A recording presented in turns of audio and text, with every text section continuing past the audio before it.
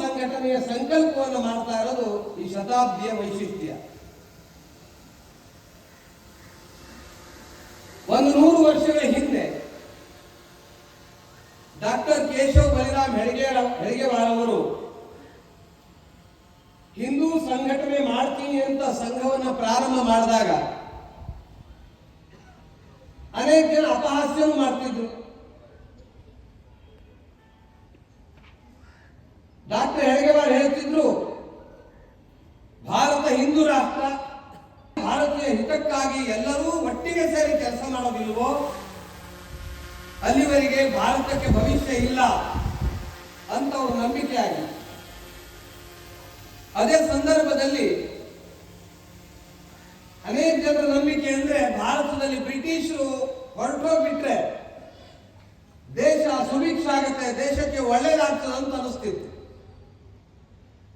ಹೀಗಾಗಿ ಡಾಕ್ಟರ್ ಹೆಡ್ಗೇವಾರನ್ನ ಜನ ತಮಾಷೆನೂ ಮಾಡ್ತಿದ್ರು. ಹಿಂದೂ ಅಂದ್ರೆ ಯಾರ್ರಿ? ಹಿಂದೂ ಅಂದ್ರೆ ಹಿಂದೂಗಳನ್ನು ಒಗ್ಗಟ್ಟು ಮಾಡೋದು ಅಂದ್ರೆ 4 ಜನ ಹಿಂದೂಗಳು ಒಂದೇ ದಾರಿಯಲ್ಲಿ ಹೋಗ್ಬೇಕು ಅಂದ್ರೆ ಅವ್ರ ಮೇಲೆ ಒಬ್ರು ಮಲಗಿರ್ಬೇಕು, ಇಲ್ಲ ಕೂತಿರ್ಬೇಕು. ಸ್ಮಶಾನ ಯಾತ್ರೆಗೆ ಮಾತ್ರ ಒಂದು ದಿಕ್ಕಿನಲ್ಲಿ ಹೋಗ್ತಾರೆ ಇವರು. ಹಾಗೆ ಹಿಂದೂ ಅಂದ್ರೆ ಅವನಿಗೆ ಅಭಿಮಾನನೇ ಇಲ್ಲ. ದೊಡ್ಡ ದೊಡ್ಡ ನಾಯಕರು ಒಬ್ರು ಹೇಳಿದ್ರು, ನನಗೆ ಕತ್ತೆ ಅಂತ ಬೇಕಾದ್ರೂ ಕರೀರಿ, ಆದ್ರೆ ಹಿಂದೂ ಅನ್ಬೇಡ್ರಿ ಅಂತ. ಅದನ್ನ ಕೇಳಿ ಕತ್ತೆಗೂ ದುಃಖ ಆಗಿರ್ಬೇಕು, ಯಾಕಂದ್ರೆ ಕತ್ತೆಗೆ ಅದಕ್ಕಾದ್ರೂ ಸ್ವಲ್ಪ ಸ್ವಾಭಿಮಾನ ಇರುತ್ತೆ. ಹಿಂದೂ ಅಂದ್ರೆ ಹೇಳಿ, ಹಿಂದೂ ಅಂದ್ರೆ ಅತಿ ಶಾಂತಿ ಪ್ರಿಯ, ಒಂದು ಕೆನೆ ಹೊಡೆದ್ರೆ ಇನ್ನೊಂದು ಕೆನೆ ತೋರಿಸು ಅನ್ನುವ ಉಪದೇಶವು ನಮ್ಮ ದೇಶದಲ್ಲಿ ನಡೀತಾ ಇತ್ತು. ಡಾಕ್ಟರ್ ಹೆಡ್ಗೇವಾರ್ ಮಾತ್ರ ಶಾಂತವಾಗಿ ತಮ್ಮ ವಿಚಾರವನ್ನು ಇಟ್ಕೊಂಡು ಬಾಲಕರು ಹಿಡ್ಕೊಂಡು ಸಂಘದ ಕಾರ್ಯವನ್ನು ಪ್ರಾರಂಭ ಮಾಡಿದರು. ಅವರು ಬಲವಾದ ನಂಬಿಕೆ ಅಂದ್ರೆ ಭಾರತ ಹಿಂದೂ ರಾಷ್ಟ್ರ ಅಂತ. ಹಿಂದೂ ಅಂದ್ರೆ ಯಾರು ಅನ್ನೋದಕ್ಕೆ ಅವರು ಹಿರಿಯರದ್ದೇ ಆದಂತಹ ಆದರ್ಶವನ್ನು ಇಟ್ಕೊಂಡು ಜನರ ಮುಂದೆ ಇಡ್ತಿದ್ರು. ಭಾರತದಲ್ಲಿ ಹುಟ್ಟಿ ಭಾರತವನ್ನ ಪ್ರೀತಿಸುವವನು ಹಿಂದೂ. ದೇವರು ಒಬ್ಬನೇ, ಅವನನ್ನು ಅನೇಕ ಹೆಸರಿನಿಂದ ಜನ ಕರೀತಾರೆ, ಗುರುತಿಸ್ತಾರೆ. ಅವನನ್ನು ತಲುಪಲಿಕ್ಕೆ ಹಲವು ಮಾರ್ಗ ಇದೆ ಅಂತ ನಂಬುದವನು ಹಿಂದೂ. ಭಾರತದ ನದಿಗಳು ಪವಿತ್ರ ಅಂತ ತಿಳ್ಕೊಂಡು ನದಿಯ ಬಗ್ಗೆ ಶ್ರದ್ಧೆ ಇಟ್ಕೊಳ್ಳೋನು ಹಿಂದೂ. ಕಾಶಿ, ಮಥುರಾ, ಅಯೋಧ್ಯ, ಹರಿದ್ವಾರ, ಬಸವ ಕಲ್ಯಾಣ, ಬಸವನ ಬಾಗೇವಾಡಿ, ಮಧುರೈ ಮೀನಾಕ್ಷಿ ಇತ್ಯಾದಿ ಎಲ್ಲ ದೇವಾಲಯಗಳನ್ನ, ರಾಮೇಶ್ವರ, ಇದೆಲ್ಲ ನನ್ನ ತೀರ್ಥಕ್ಷೇತ್ರ ಅಂತ ಅಂದ್ಕೊಂಡು ಅಲ್ಲಿಗೆ ಯಾತ್ರೆ ಮಾಡೋನು ಹಿಂದೂ.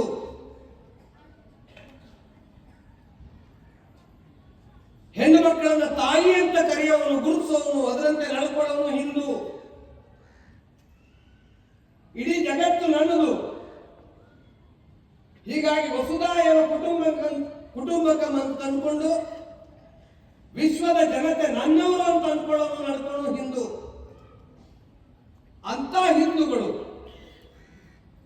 ಒಗ್ಗಟ್ಟಾಗೇ ಆಗ್ತಾರೆ ಅನ್ನುವಂಥ ನಂಬಿಕೆಯಿಂದ ಎಲ್ಲ ಜನಗಳನ್ನ ಜೋಡಿಸುವ ಪ್ರಯತ್ನವನ್ನು ಮಾಡಿದರು. ಪ್ರಾರಂಭದಲ್ಲಿ ಅಪಹಾಸ, ಎಲ್ಲರೂ ಅವನ್ನ ಟೀಕೆ ಮಾಡ್ತಿದ್ರು. 4 ಜನ ಹುಡುಗರು ಕಬಡ್ಡಿ ಆಡಿದ್ರೆ, ಆಟ ಆಡಿದ್ರೆ ಹಿಂದೂಗಳು ಒಗ್ಗಟ್ಟಾಗ್ತಾರೇನು? ದೇಶ ಮುಂದಕ್ಕೆ ಬರ್ತಾರೇನು?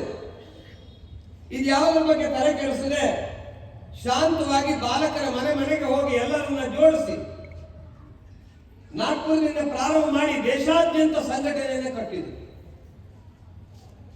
ವಿರೋಧನೂ ವ್ಯಕ್ತವಾಯಿತು. ವಿರೋಧ ಮಾಡದವರನ್ನು ವಿರೋಧ ಮಾಡದೆ ಎಲ್ಲರ ಹೃದಯವನ್ನ ಜೋಡಿಸುವಂತ ಪ್ರಯತ್ನವನ್ನ ಕಳೆದ 100 ವರ್ಷಗಳಲ್ಲಿ ರಾಷ್ಟ್ರೀಯ ಸ್ವಯಂ ಸೇವಕ ಸಂಘ ಮೌನ ತಪಸ್ಸಿನಂತೆ ಮಾಡ. ದೊಡ್ಡ ದೊಡ್ಡ ನಾಯಕರು ಹೇಳ್ತಿದ್ರು, ಹಿಂದೂ ಅಂದ್ರೆ ಬದುಕೋದು ಕಷ್ಟ, ಹಿಂದೂ ಅಂದ್ರೆ ಸತ್ತ ಸಮಾಜ ಅಂತ. ಸ್ವಾತಂತ್ರ್ಯ ವೀರ ಸಾವರ್ಕರ್ ಅಂತ ಶ್ರೇಷ್ಠ ಹಿಂದೂವಾದಿಗಳು ಅವ್ರು ಹೇಳ್ತಿದ್ರು, ನಾನು ಕೊನೆಯವನು, ಈ ಹಿಂದೂ ಪರವಾಗಿ ನಡ್ಕೊಳ್ಳೋನು, ಮುಂದೆ ಯಾರು ಇರೋದಿಲ್ಲ. ಮರಾಠಿಯಲ್ಲಿ ಹೇಳ್ತಿದ್ರು ಅವರು, ಈ ಮಾಜಿ ಶವಚ್ಚಿ ಕಿಂಕಾಯಿ ಆಹೆ, ಕೊನೆಯ ಕೂಗು ನಂದಿದು. ಗಾಂಧೀಜಿಯವರಂತಹ ಶ್ರೇಷ್ಠ ಹಿಂದೂ ರಾಮನಾಮಿಂದೇ ಜೀವನ ಪ್ರತಿನಿತ್ಯದ ಜೀವನ ಮುಗಿತಿರ್ಲಿಲ್ಲ, ಅವರು ದಿನಚರಿ ಮುಗಿತಿರ್ಲಿಲ್ಲ. ಅಂತ ಶ್ರದ್ಧಾವಂತ ಗಾಂಧೀಜಿಯವರು ಸಹ ಹಿಂದೂ ಅಂದ್ರೆ ಹೇಳಿ. ಅದಕ್ಕಾಗಿ ದೇಶದಲ್ಲಿ ಹಿಂದೂ ಮುಸ್ಲಿಂ ಏಕತೆ ಆಗುವವರೆಗೆ ದೇಶಕ್ಕೆ ಸ್ವಾತಂತ್ರ್ಯ ಬರೋದಿಲ್ಲ ಅಂತ ನಂಬಿದ್ರು. ಅದರ ಪರಿಣಾಮವಾಗಿ ಅಲ್ಪಸಂಖ್ಯಾತರ ತುಷ್ಟೀಕರಣ ನಡೆದೇ ಹೋಯಿತು ಭಾರತದಲ್ಲಿ. ನಾವು ಶಾಂತಿ ಪ್ರಿಯರಪ್ಪ, ಒಂದು ಕೆನ್ನೆಗೆ ಯಾರಾದ್ರೂ ಹೊಡೆದ್ರೆ ಪ್ರತೀಕಾರ ತೋರಿಸಬಾರ್ದು, ಇನ್ನೊಂದು ಕೆರೆ ತೋರಿಸಿ ಅಂತ ಗಾಂಧೀಜಿಯವರೇ ಹೇಳ್ತಿದ್ರು. ಇದೆಲ್ಲದರ ಪರಿಣಾಮ ತಾಯಿ ಭಾರತಿ ಒಂದಾಗಿದ್ದವಳು 3 ಭಾಗವಾಗಿ ಹರಿದಂಚೋಗ್ಬಿಟ್ರು, ದೇಶ ತುಂಡಾಗೋಯ್ತು. ಇದೆಲ್ಲ ನಡೆದೋಯ್ತು ಭಾರತದಲ್ಲಿ. ಆದರೆ ಕಳೆದ 100 ವರ್ಷಗಳ ಶಾಂತವಾದ ಪರಿಶ್ರಮದ ಮನೆಗಳನ್ನ ಹೃದಯಗಳನ್ನ ಜೋಡಿಸುವಂತಹ ಮಹತ್ ಕಾರ್ಯ ಈ ಸಂಘದ ಮೂಲಕ ನಡೆಯಿತು. ಅದರ ಪರಿಣಾಮವಾಗಿ ಹಿಂದೂ ಅಂದ್ರೆ ಒಟ್ಟಿಗೆ ಸೇರಲಾರ ಅಂತಿದ್ರೆ ಇವತ್ತು ಸಂಘದ ಒಂದು ಕಡೆಗೆ ಹೋಗಟ್ಟು ಸಂಪೂರ್ಣ ಭಾರತದಾದ್ಯಂತ ಕೋಟಿ ಕೋಟಿ ಹಿಂದೂಗಳು ನಮ್ಮ ಹುಲಸೂರಿನಲ್ಲಿ ಸೇರಿದಂತೆ ಅದ್ಭುತ ಸಂಖ್ಯೆಯಲ್ಲಿ ಸೇರ್ತಾ ಇದ್ದಾರೆ. ಇದೇ ಹಿಂದೂ ಸಂಘಟನೆ ಸಂಘಟಿತ ಆಗ್ತಾ ಇದೆ ಅನ್ನೋದಕ್ಕೆ ಸಾಕು.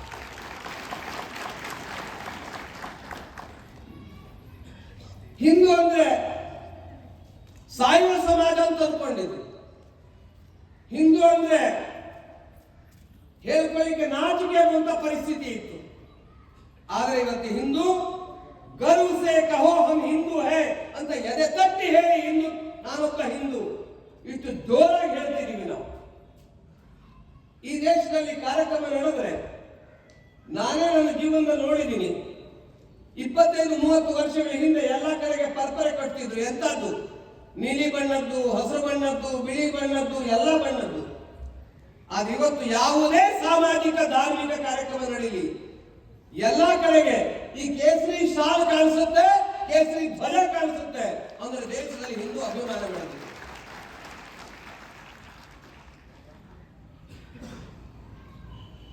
ಹಿಂದೂ ಸಾಯುವ ಸಮಾಜ ಅಲ್ಲ ಇದು. ಸಂಪೂರ್ಣ ಭಾರತದಲ್ಲಿ ಹಿಂದೂ ಎದ್ದು ನಿಲ್ತಾ ಇದ್ದಾರೆ. ಹಿಂದೂ ಶಾಂತಿ ಪ್ರಿಯ ನಿಜ. ಜಗತ್ತಿನ ಯಾವುದೇ ದೇಶದ ಮೇಲೆ ನಾವು ಆಕ್ರಮಣ ಮಾಡಲಿಲ್ಲ. ಇರುವೆಗೆ ಸಕ್ಕರೆ ಹಾಕ್ತೀವಿ, ಹಾವಿಗೆ ಹಾಲು ಎರಿತೀವಿ, ಪಕ್ಷಿಗಳಿಗೆ ಕಾಳು ಕೊಡ್ತೀವಿ. ಇದು ನಮ್ಮ ಸ್ವಭಾವ. ಈ ಸ್ವಭಾವವನ್ನು ಬಿಡದೆ ಹಿಂದೂ ಇವತ್ತು ಬದಲಾಗಿದ್ದಾರೆ. ಅವನು ಹೇಳ್ತಾನೆ, ನನ್ನ ಮೇಲೆ ನಾನು ಯಾರ ಮೇಲೂ ಆಕ್ರಮಣ ಮಾಡೋದಿಲ್ಲ, ಆದರೆ ನನ್ನ ಮೇಲೆ ಆಕ್ರಮಣ ಮಾಡಿದ್ರೆ ನಾನು ಬಿಡೋದಿಲ್ಲ. ಒಂದು ಕೆನ್ನೆಗೆ ನನಗೆ ಯಾರಾದ್ರೂ ಹೊಡೆದ್ರೆ ನಾನು 5 ಬೆರಳುಗಳನ್ನ ಸೇರಿಸಿ ಬಲವಾದಂತ ಮುಷ್ಟಿ ಕಟ್ಟಿ ಇಂಥ ಒಂದು ಏಟ್ ಕೊಡ್ತೀನಿ, 32 ಹಲ್ಲು ಕೆಳಗೆ ಬೀಳಬೇಕು. ಜೀವನದಲ್ಲಿ ಇನ್ನೊಮ್ಮೆ ನನ್ನನ್ನು ಕೆಣಕುವ ಸಾಹಸ ಯಾರಿಗೂ ಆಗಬಾರದು. ಅದರ ಪರಿಣಾಮವಾಗಿ ದೇಶದಲ್ಲಿ ಹಿಂದೂ ಇವತ್ತು ಪಲಾಯನ ಮಾಡೋದಿಲ್ಲ. ಹಿಂದೆ ಕಾಶ್ಮೀರದಿಂದ ಓಡಿ ಬಂದ್ರು, ಈ ಕಾಶ್ಮೀರದ ಕಡೆಗೆ ಹೋಗ್ತಿದ್ದಾರೆ ಜನ. ಬಂಗಾಳದಂತ 25% ಜನ ನಮ್ಮ ಸಮಾಜದವರಲ್ಲ, ಮುಸಲ್ಮಾನರಾಗಿದ್ದಾರೆ. ಬಾಂಗ್ಲಾದೇಶದಿಂದಲೂ ಹೊರಗಡೆ ನುಗ್ಗಿ ಬಂದಿದ್ದಾರೆ. ಅಂತಹ ಜಿಲ್ಲೆಗಳು ಇವತ್ತು ಹಿಂದೂ ಪಲಾಯನ ಮಾಡೋದಿಲ್ಲ, ಗಟ್ಟಿಯಾಗಿ ಎದುರಿಸ್ತಾ ಇದ್ದಾರೆ. ನಾ ಯಾರಿಗೂ ತೊಂದರೆ ಕೊಡೋದಿಲ್ಲ, ಆದ್ರೆ ಯಾರಾದ್ರೂ ನನಗೆ ತೊಂದರೆ ಕೊಡ್ಲಿಕ್ಕೆ ಬಂದ್ರೆ ನಾನು ಬಲವಾದಂತ ಉತ್ತರವನ್ನು ಕೊಡ್ತೀನಿ. ಹಿಂದೆ ಸಂಘದ ಒಂದು ಸಭೆಗೆ 3000 ಜಗದ್ಗುರುಗಳು ಹಿಂದಿನವರು ಬಂದಿದ್ರು. ಅವರೊಂದು ಮಾತನ್ನು ಹೇಳಿದ್ರು, ಸಂಘದಲ್ಲಿ ಯಾಕೆ ಲಾಠಿ ಇದೆ, ದಂಡ ಇದೆ ಅಂತ ಹೇಳ್ತಾ ಅವ್ರು ಹೇಳಿದ್ರು. ಇದು ಜಾರಿದರೆ ಊರು, ಏರಿದರೆ ಹೇರು ಅಂತ ಹೇಳಿದ್ರು. ಹಾಗೆ ಸಮಾಜ ಇವತ್ತು ಗಟ್ಟಿಯಾಗಿ ಎದ್ದು ನಿಂತಿದೆ, ಧೈರ್ಯಶಾಲಿಯಾಗಿದೆ. ಇವತ್ತು ಯಾರು ಹೇಳೋದಿಲ್ಲ ಸಂಘ ಹಿಂದೂ ಅಂದ್ರೆ ಮೃತ ಸಮಾಜ, ಯಾರು ಹೇಳಕ್ ಸಾಧ್ಯ ಇಲ್ಲ. ಇಂಥ ಅದ್ಭುತ ಪರಿವರ್ತನೆ ಸಮಾಜದಲ್ಲಾಗಿದೆ. ಇದ್ರ ಇದರಂತೆ ಒಂದು 4-5 ಘಟನೆಗಳನ್ನು ನಿಮ್ಮ ಮುಂದೆ ಇಡ್ತೀನಿ. ಮೊದಲನೇದಾಗಿ 2500 ವರ್ಷಗಳಿಂದ ನಮ್ಮ ದೇಶದ ಮೇಲೆ ನಿರಂತರ ಆಕ್ರಮಣ ನಡೆಯಿತು. ಹೂಣರು, ಶಕರು, ಪೋರ್ಚುಗೀಸರು, ಡಚ್ಚರು, ಬ್ರಿಟಿಷರು, ಮುಸಲ್ಮಾನರು ಎಷ್ಟು ಜನ ನಮ್ಮ ದೇಶದ ಮೇಲೆ ಬಂದವರೆಲ್ಲರೂ ಈ ದೇಶದಲ್ಲಿ ದಾಳಿ ಮಾಡ್ತಾ ದೇಶವನ್ನು ಲೂಟಿ ಮಾಡೋ ಪ್ರಯತ್ನವನ್ನು ಮಾಡೋದು. ಅದರಂತೆ ಒಂದು ಕೊಂಡಿಯಾಗಿ 1528ರಲ್ಲಿ ಅಯೋಧ್ಯೆಯ ಶ್ರೀರಾಮ ಮಂದಿರವನ್ನು ಧ್ವಂಸ ಮಾಡಲಾಯಿತು. ನಮ್ಮ ದೇಶದಲ್ಲಿ ರಾಮ, ಕೃಷ್ಣ, ಶಿವ ಈ ಮೂರನ್ನು ಜನ ನಂಬುತ್ತಾರೆ. ಈ 3 ಶ್ರದ್ಧಾ ಕೇಂದ್ರಗಳನ್ನು ನಾಶ ಮಾಡಿದರೆ ಇಲ್ಲಿರುವ ಎಲ್ಲರನ್ನ ಮುಸಲ್ಮಾನರಾಗಿ ಮಾಡಿಬಿಡಬಹುದು ಅಂತ ಅವರ ನಂಬಿಕೆ ಆಗಿತ್ತು. ಅದಕ್ಕಾಗಿ 3 ನಾಶ ಮಾಡೋ ಪ್ರಯತ್ನ ಮಾಡೋದು. ಅಯೋಧ್ಯೆಯಲ್ಲಿ ಮಂದಿರವನ್ನು ಒಡೆದು ಬಾಬರಿ ಮಸೀದಿಯನ್ನು ಕಟ್ಟಲಾಯಿತು. 500 ವರ್ಷ ನಿರಂತರ ಸಂಘರ್ಷ ನಡೆಯಿತು. ಈ ಸಂಘರ್ಷ ಮಾಡುವಾಗ ಸ್ವಾತಂತ್ರ್ಯಕ್ಕಿಂತ ಮೊದಲಂತೂ 76 ಬಾರಿ ಸಂಘರ್ಷ ನಡೆಯಿತು. 3500 ಜನ ಮಹಿಳೆಯರು, ತಾಯಂದಿರು ಒಂದ್ಸಲ ಕೈಯಲ್ಲಿ ಶಸ್ತ್ರ ಹಿಡ್ಕೊಂಡು ಹೋರಾಟ ಮಾಡಿದ್ರು. ಯಶಸ್ಸಿರಲಿಲ್ಲ. ಸ್ವಾತಂತ್ರ್ಯ ಬಂದ ಮೇಲೆ ನಮ್ಮ ದೇಶದ ಸಂವಿಧಾನವನ್ನು ರಚನೆ ಮಾಡಿದಂತಹ ಆ ರಚನಾ ಸಮಿತಿಯ ಪ್ರಮುಖರಾಗಿ ಪ್ರಮುಖ ಪಾತ್ರವನ್ನು ವಹಿಸಿ ಕಾರ್ಯನಿರ್ವಹಿಸಿದಂತಹ ಬಾಬಾ ಸಾಹೇಬ್ ಅಂಬೇಡ್ಕರ್ ಅವರು, ಅವ್ರ ತಂದೆ ಹೆಸರು ರಾಮ್ಜಿ ಸಕ್ಪಾಲ್. ರಾಮನ ಬಗ್ಗೆ ಅವರಿಗೂ ಶ್ರದ್ಧೆ ಇತ್ತು. ಅದರ ಪರಿಣಾಮವಾಗಿ ಸಂವಿಧಾನದ ಮೊದಲ ಪುಟದಲ್ಲಿ ರಾಮನ ಚಿತ್ರವನ್ನು ಇಟ್ಟಿದ್ದಾರೆ. ಆದರೆ ಸ್ವಾತಂತ್ರ್ಯ ಬಂದ ಮೇಲೆ ರಾಮನ ಮಂದಿರ ಅವಕಾಶ ಸಿಗಲಿಲ್ಲ. ಸೋಮನಾಥ ಮಂದಿರಕ್ಕೂ ಸರ್ದಾರ್ ವಲ್ಲಭಾಯಿ ಪಟೇಲ್, ರಾಜೇಂದ್ರ ಪ್ರಸಾದ್ ಪ್ರಯತ್ನ ಮಾಡ್ತಾ ಇದ್ದಿದ್ರೆ ಸೋಮನಾಥ ಮಂದಿರನೂ ನಿರ್ಮಾಣ ಆಗ್ತಿರ್ಲಿಲ್ಲ. ಸೆಕ್ಯುಲರ್ ಹೆಸರಿನಲ್ಲಿ ಎಂತ ವಿಚಿತ್ರ ನಡೆದಾಯ್ತು. ದೇಶಕ್ಕೆ ಸ್ವರಾಜ್ಯ ಬಂದ್ರೆ ಎಲ್ಲ ಸರಿಯಾಗತ್ತೆ ಅಂತ ಹೇಳಿದ್ವಿ. ಏನ್ ಸರಿಯಾಗಿ ಹೇಳಿ? ಆಂದೋಲನ ಮಾಡಬೇಕಾಗ್ತದೆ. 30 ವರ್ಷ ನಿರಂತರ ಆಂದೋಲನ ನಡೆಯಿತು ಭಾರತದಲ್ಲಿ. 6 ಕೋಟಿ ಜನ ಪಾಲ್ಗೊಂಡ್ರು. ಇಲ್ಲಿಂದಲೂ ಸಹ ಒಂದು ಇಟ್ಟಿಗೆ ಹೋಯಿತು ಪೂಜೆ ಮಾಡಿ, ಎಲ್ಲ ಅಯೋಧ್ಯೆ ಸೇರ್ತು. ಅದೆಲ್ಲ ಇವತ್ತಿನ ಮಂದಿರದ ಬುನಾದಿ ಒಳಗಡೆ ಸೇರ್ಕೊಂಡಿದೆ. 3.5 ಲಕ್ಷ ಗ್ರಾಮಗಳಿಂದ ಇಟ್ಟಕ್ಕೆ ಬಂದಿತ್ತು ಅಯೋಧ್ಯೆಗೆ. ಅದೆಲ್ಲದರ ಪರಿಣಾಮ ಕಾನೂನಿನ ಹೋರಾಟ. ಇದೆಲ್ಲರ ಮೂಲಕ 2019 ಇಸ್ವಿ ನವೆಂಬರ್ 9ನೇ ತಾರೀಕು ದೇಶದ ಸರ್ವೋಚ್ಚ ನ್ಯಾಯಾಲಯ, ಸುಪ್ರೀಂ ಕೋರ್ಟ್, ಅದು 5 ಜನ ನ್ಯಾಯಾಧೀಶರು ಸೇರಿ ಒಂದೇ ನಿರ್ಣಯವನ್ನು ಬರೆದು 5 ಜನ ಸಹಿ ಹಾಕಿ ಅಯೋಧ್ಯೆಯ ರಾಮನ ಜನ್ಮಸ್ಥಾನ ಇದು ಹಿಂದೂಗಳದ್ದು, ಅದಕ್ಕಾಗಿ ಸರ್ಕಾರ ಟ್ರಸ್ಟ್ ಮಾಡಬೇಕು ಅಂತ ಹೇಳಿ ಹಿಂದೂಗಳ ಕೈಗೆ 70 ಎಕರೆ ಭೂಮಿಯನ್ನು ಒಪ್ಪಿಸಿದ್ರು. ನಾವು ದೇಶಾದ್ಯಂತ ಆಂದೋಲನ ಮಾಡ್ತಾ ಇದ್ವಿ. ಆಂದೋಲನ ಮಾಡಿದಾಗ ಹೇಳ್ತಿದ್ವಿ, ಮಂದಿರ ವಹಿ ಬನಾಯಂಗೆ, ಮಂದಿರ ಭವ್ಯ ಬನಾಯಂಗೆ. ನಮಗೆ ಜನ ಟೀಕೆ ಮಾಡ್ತಿದ್ರು, ಮಂದಿರ ಭವ್ಯ ಬನಾಯಂಗೆ, ತಾರೀಖ್ ನಹಿ ಬತಾಯಂಗೆ. ಆದ್ರೆ ಆ ಶುಭಗಳಿಗೆ ಬಂದೇ ಹೋಯ್ತು. ಭವ್ಯವಾದಂತ ಮಂದಿರ ನಿರ್ಮಾಣವಾಯಿತು. ರಾಮ ತನ್ನ ಜನ್ಮಸ್ಥಾನದಲ್ಲಿ ಬಾಲರೂಪದಲ್ಲಿ 2024 ಜನವರಿ 22ನೇ ತಾರೀಕು ಪೌಷ್ಯ ಶುಕ್ಲ ದ್ವಾದಶಿ ದಿವಸ 5 ಅಡಿ ಎತ್ತರದ ಮೂರ್ತಿಯಾಗಿ ಪ್ರತಿಷ್ಠೆಗೊಂಡು ಇಡೀ ದೇಶ ವಿಶ್ವ ಸಂಭ್ರಮಗೊಳಿಸುವುದು ಅಂತ ಒಂದು ಕಾರ್ಯಕ್ರಮ ನಡೆದೋಯಿತು. ಬರೀ ಅಷ್ಟು ಮಾತ್ರ ಅಲ್ಲ, ಕಳೆದ 2 ವರ್ಷದಲ್ಲಿ 8 ಕೋಟಿ ಜನ ಸಂಪೂರ್ಣ ವಿಶ್ವದ ರಾಮ ಭಕ್ತರು ಒಂದು ದರ್ಶನವನ್ನ ಮಾಡಿದ್ದಾರೆ. 8 ಕೋಟಿ. ಜಾತಿ, ಭಾಷೆ, ಪ್ರಾಂತ, ಪಂಗಡ, ಪಕ್ಷ ಯಾವ ಭೇದ ಇಲ್ಲ, ಎಲ್ಲರೂ ಬಂದವರೆಲ್ಲ ತಮ್ಮ ಕಣ್ಣಿಂದ ಆನಂದ ಭಾಷ್ಪ ಸುರಿಸೋದನ್ನ ನಾನು ಕಣ್ಣಾರೆ ನೋಡಿದ್ದೀನಿ. ಜನ ಹೇಳ್ತಿದ್ರು, ತಾರೀಖ್ ನಹಿ ಬತಾಯಂಗೆ, तारीख भी निश्चित हो गया, मंदिर भी बन गया. ಬರೀ ಅಷ್ಟು ಮಾತ್ರ ಅಲ್ಲ, ಮೊನ್ನೆ ನವೆಂಬರ್ 27ನೇ ತಾರೀಕು ಅದರ ಸುತ್ತು ಪ್ರಾಕಾರ ಎಲ್ಲ ಕಾರ್ಯ ಮುಗಿದು 190 ಎತ್ತರದಲ್ಲಿ ರಾಮರಾಜ್ಯದ ಕೋವಿಲಾರ ವೃಕ್ಷದ ಕೇಸರಿ ಬಣ್ಣದ ಧ್ವಜ ಗಗನದೆತ್ತರಕ್ಕೆ ಹಾರಾಡಿ ಹಿಂದೂ ಧರ್ಮ ಧ್ವಜವಾಗಿ ಮೇಲೆ ಇರಬೇಕು. ಬಂದವರೆಲ್ಲರೂ ಹೇಳ್ತಾರೆ, ನಮ್ಮ ಜೀವನದಲ್ಲಿ ಇದನ್ನು ನಾವು ಕಲ್ಪನೆನೇ ಮಾಡಿರಲಿಲ್ಲ. ರಾಮ ತನ್ನ ಜನ್ಮಸ್ಥಾನದಲ್ಲಿ ಮತ್ತೊಮ್ಮೆ ಕೂಡಬಹುದು ಅನ್ನುವಂಥ ಕಲ್ಪನೆಯೂ ನಮಗಿರಲಿಲ್ಲ. ಯಾವುದು ಅಸಾಧ್ಯ ಅಂತಿತ್ತು ಅದು ಸಾಧ್ಯವಾಗೋಯಿತು. ಅಷ್ಟು ಮಾತ್ರ ನನಗೆ ವಿಶ್ವಾಸ ಇದೆ, ಕೆಲವೇ ದಿನಗಳಲ್ಲಿ ನಮ್ಮ ಕಣ್ಣೆದುರಿಗೆ ಮಥುರಾದಲ್ಲೂ ಸಹ ಕೃಷ್ಣ ಜನ್ಮಸ್ಥಾನದಲ್ಲಿ ಕೃಷ್ಣ ಕೂಡ್ತಾನೆ, ಕಾಶಿಯಲ್ಲೂ ಸಹ ನಿಜವಾದ ಸ್ಥಾನದಲ್ಲಿ ಶಿವಲಿಂಗ ಮತ್ತೊಮ್ಮೆ ಎದ್ದು ನಿಲ್ಲುತ್ತೆ. ಅಂದ್ರೆ ದೇಶದಲ್ಲಿ ಮೂರನ್ನು ನಾಶ ಮಾಡಿದರೆ ಭಾರತವನ್ನು ನಷ್ಟಗೊಳಿಸಬಹುದು ಅನ್ನುವಂಥ ನಂಬಿಕೆ ನಾಶವಾಗಿ ಭಾರತ ತನ್ನ ಅಸ್ತಿತ್ವವನ್ನು ಉಳಿಸಿಕೊಂಡಿತು. ಒಂದು 100 ವರ್ಷಗಳ ಮೊದಲ ಸಾಧನೆ ಅಂತ ನನಗೆ ಅನಿಸುತ್ತೆ. ಇಂಥ ಒಂದು ಅದ್ಭುತವಾದಂತಹ ಸಾಧನೆ ನಡೆದು. ಎರಡನೇದು ಹೇಳ್ತೀನಿ, ನಮ್ಮ ದೇಶದಲ್ಲಿ ಸ್ವಾತಂತ್ರ್ಯ ಬಂದ ನಂತರ, ಸ್ವಾತಂತ್ರ್ಯ ಬರೋ ಸಂದರ್ಭದಲ್ಲಂತೂ ಪಾಕಿಸ್ತಾನ ಬಾಂಗ್ಲಾದೇಶ ಕಳ್ಕೊಂಡು ಬಿಟ್ವಿ. ಅದಾದ್ಮೇಲೂ ಸಹ ಕಾಶ್ಮೀರದ ಭಾಗವನ್ನೂ ಸಹ ಪಾಕಿಸ್ತಾನ ಕಬಳಿಸ್ತು. ಪಾಕ್ ಆಕ್ರಮಿತ ಕಾಶ್ಮೀರವಾಗಿ ಇವತ್ತಿಗೂ ಅವರ ಕೈಯಲ್ಲಿದೆ.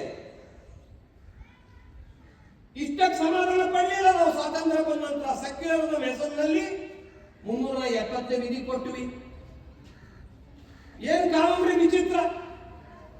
ನಮ್ಮೂರಿನ ಶೆಟ್ರು ಅಲ್ಲಿಗೆ ಹೋಗಿ ಭೂಮಿ ಖರೀದಿ ಮಾಡೋ ಹಾಗಿರ್ಲಿಲ್ಲ.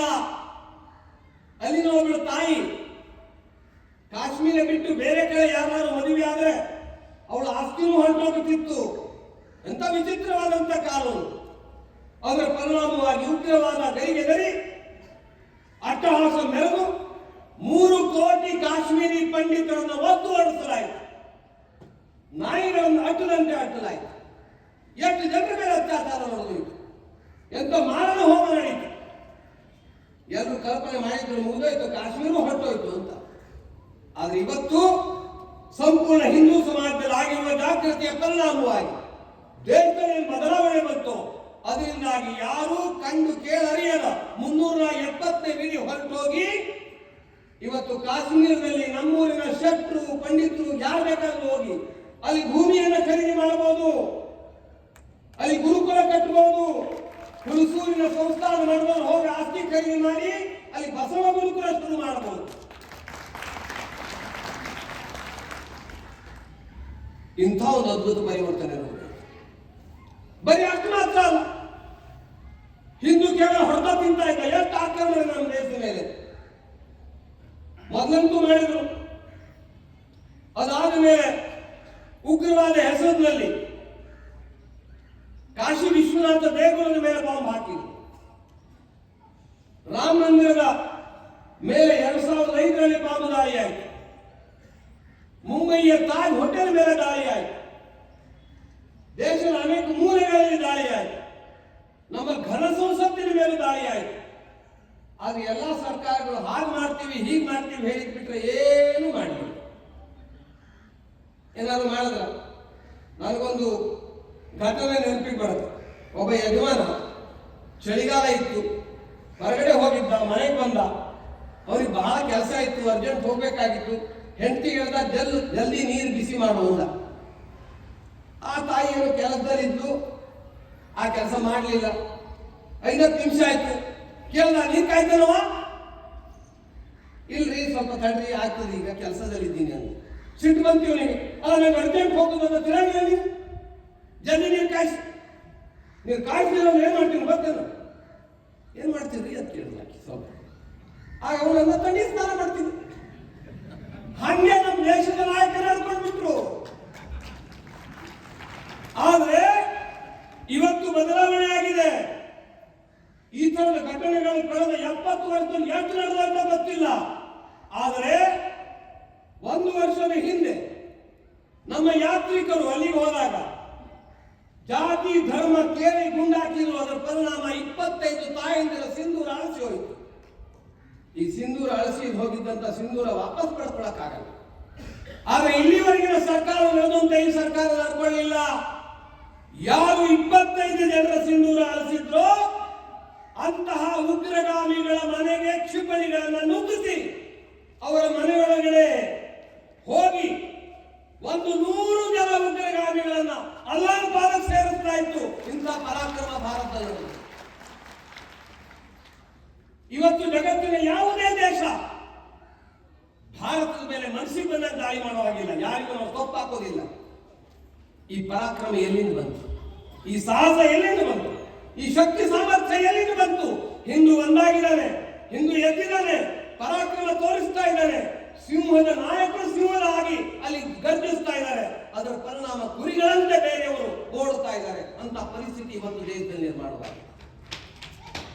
ಇಷ್ಟು ಮಾತ್ರ ಅಲ್ಲ, ಕಳೆದ 100 ವರ್ಷಗಳಲ್ಲಿ ಕ್ಷಮಶ್ರೀ ಸಂತರು ಹಿಂದೂ ಅಂತ ಹೇಳ್ತಿರ್ಲಿಲ್ಲ, ಸಂತರು ಒಟ್ಟಿಗೆ ಸೇರ್ತಿರ್ಲಿಲ್ಲ. ಆದ್ರೆ ಇವತ್ತು ಸಂತರು ಒಟ್ಟಿಗೆ ಸೇರ್ತಿದ್ದಾರೆ. ಸಂಪೂರ್ಣ ಸಮಾಜದ ಅನೇಕ ಸಂಸ್ಥೆಗಳು, ಅನೇಕ ಸಂತರು ಗುರುಕುಲಗಳನ್ನ, ವಿದ್ಯಾಭ್ಯಾಸಗಳನ್ನ, ಕೇಂದ್ರಗಳನ್ನ ಪ್ರಾರಂಭ ಮಾಡ್ತಾ ರಾಷ್ಟ್ರಭಕ್ತಿಯ ಅನೇಕ ವಿಧದ ಕಾರ್ಯದಲ್ಲಿ ಇವತ್ತು ತೊಡಗಿದ್ದಾರೆ. ಎಂಥ ವಿಧ ಕಾರ್ಯ ನಡೀತಾ ಇದೆ. ಗೋವಿನ ಬಗ್ಗೆ ಕೇಳೋರು ಭಾರತದಲ್ಲಿ ಇರಲಿಲ್ಲ. ಆದ್ರೆ ಇವತ್ತು ಎಷ್ಟು ಗೋಶಾಲೆಗಳು ತಲೆ ಎತ್ತಿ ನಿಂತಿದೆ. ಗೋ ಸಂರಕ್ಷಣೆ ಕಾರ್ಯ ಎಷ್ಟು ನಡೀತಾ ಇದೆ ಭಾರತದಲ್ಲಿ. ಮನೆ ಮನೆಗಳಲ್ಲಿ ಗೋ ಸಾಕುವಂತ ಕಾರ್ಯ ಪ್ರಾರಂಭ ಆಗಿದೆ. ಸಾವಯವ ಕೃಷಿ ಶುರುವಾಗಿದೆ. ವಕೀಲರ ಸಂಘಟನೆ ಶುರುವಾಗಿದೆ. ರೈತರ ಸಂಘಟನೆ ಶುರುವಾಗಿದೆ. ದೇಶದ ವಿವಿಧ ಕ್ಷೇತ್ರಗಳಲ್ಲಿ, ವಿವಿಧ ರಂಗಗಳಲ್ಲಿ ಸಮಾಜ ಪರಿವರ್ತನೆಯ ಅನೇಕ ಕೆಲಸಗಳು. ಕೇವಲ ಸಂಘ ಮಾತ್ರ ಅಲ್ಲ, ಸಮಾಜದ ಅನೇಕ ವ್ಯಕ್ತಿಗಳು, ಅನೇಕ ಸಂಸ್ಥೆಗಳು, ಅನೇಕ ಮಠ ಮಂದಿರಗಳು ಎಲ್ಲರೂ ಈ ಕಾರ್ಯ ತಗೊಂಡಿದ್ದಾರೆ. ಅದರ ಪರಿಣಾಮವಾಗಿ ಕುಂಭಮೇಳದಲ್ಲಿ ಕಳೆದ ವರ್ಷ ಕೇವಲ 60 ಕೋಟಿ ಜನ ಭಾರತೀಯರು ಗಂಗಾ ನದಿಯಲ್ಲಿ ಮೀನೆದ್ದು ಪುನೀತರಾದರು. ಏನು ಸಾಧ್ಯ ಇರ್ತಿದೆ? ಇಂಥ ಅದ್ಭುತ ಪರಿವರ್ತನೆ ಇವತ್ತು ದೇಶದಲ್ಲಿ ಬಂದಿದೆ. ಸಂಘ ಶತಾಬ್ದಿಯ ಸಂದರ್ಭದಲ್ಲಿ ಇಂಥ ಅದ್ಭುತ ಪರಿವರ್ತನೆಯನ್ನು ನಾವು ಮನಗಂಡು ಬಹಳ ಖುಷಿಪಟ್ಟು, ಸಂತೋಷಪಟ್ಟು, ಸಂತೃಪ್ತರಾಗಬಾರದು. ಸಮಸ್ಯೆಗಳು ನೀಗಿಲ್ಲ. ಮತಾಂತರ ಇವತ್ತಿಗೂ ನಡೀತಾ ಇದೆ. ಲವ್ ಜಿಹಾದ್ ಇವತ್ತಿಗೂ ನಡೀತಾ ಇದೆ. ಗೋಹತ್ಯೆ ಇವತ್ತಿಗೂ ನಡೀತಾ ಇದೆ. ನಮ್ಮ ಸಮಾಜದೊಳಗೆ ಗ್ರಾಮ ಗ್ರಾಮದ ಅಸ್ಪೃಶ್ಯತೆ ಇವತ್ತಿಗೂ ಇದೆ. ಹಿಂದೂ ಸಮಾಜದಲ್ಲಿ ಒಗ್ಗಟ್ಟು ಸಂಪೂರ್ಣ ಆಗಿಲ್ಲ. ನಮ್ಮ ದೇಶದ ಮೇಲೆ ವಿದೇಶಿಗಳ ಕಣ್ಣು ಇದ್ದೇ ಇದೆ. ಅನೇಕ ಸಮಸ್ಯೆಗಳು ಭಾರತದಲ್ಲಿ. ಹೀಗಾಗಿ ಶಾಂತವಾಗಿರುವ ಕಾಲ ಇದಲ್ಲ. ಅದರ ಬದಲಾಗಿ ಕಳೆದ 100 ವರ್ಷಗಳ ಯಾತ್ರೆ ಏನಿತ್ತು, ಇದನ್ನು ಸಂಪೂರ್ಣ ಸಮಾಜ ಸ್ವೀಕಾರ ಮಾಡಿ ಮುನ್ನಡೆಸಬೇಕಾಗಿದೆ. ಸಂಘಕ್ಕೆ ಬರಬೇಕು ಅಂತಿಲ್ಲ, ಆದರೆ ಸಂಘ ಕಲ್ಪನೆ ಮಾಡಿದಂತಹ ಪರಮವೈಭವದ ರಾಷ್ಟ್ರ ನಿರ್ಮಾಣಕ್ಕಾಗಿ ಕಾರ್ಯ ಮಾಡಬೇಕಾಗಿದೆ. ಈ ಒಂದು ಅದ್ಭುತ ಕಾರ್ಯ ಬರುವಂತಹ ಕೆಲವು ವರ್ಷಗಳಲ್ಲಿ ನಾವೆಲ್ಲರೂ ಸೇರಿ ಮಾಡಿದರೆ ಭಾರತ ವಿಶ್ವಗುರು ಆಗೋದ್ರಲ್ಲಿ ಯಾವ ಸಂದೇಹವೂ ಇಲ್ಲ. ಗೊತ್ತದನಪ್ಪ ಅಂತ ಅವ್ನು ಹೇಳ್ತಿದ್ದ, ಹೊಲ ಗೊತ್ತಿಲ್ರಿ, ನಾ ಹೊಲಕ್ಕೆ ಹೋಗಂಗೆ ಇಲ್ರಿ, ನಾನು ಇಂಜಿನಿಯರಿಂಗ್ ಓದ್ತೀನಿ ಅಂತಿದ್ದ. ಇಂಜಿನಿಯರಿಂಗ್ ಓದೋರಿಗೆ ತನ್ನ ಹೊಲ ಗೊತ್ತಿಲ್ಲ ಅಂದ್ರೆ ಏನು ಉಪಯೋಗ? ಬಡತನ ಮಾಡಂಗಿಲ್ಲ. ಅಲ್ಲ, ಇಂಜಿನಿಯರ್ ಆಗಬಾರ್ದು, ಮೆಡಿಕಲ್ ಆಗಬಾರ್ದು ಅಂತಲ್ಲ, ಬಡಗಿತನ ಮಾಡಿನೂ ಇಂಜಿನಿಯರ್ ಆಗಬಾರ್ದು. ನಾನು ಒಬ್ಬ ಕೃಷಿಕರ ಕುಟುಂಬದಿಂದ ಬಂದವನು.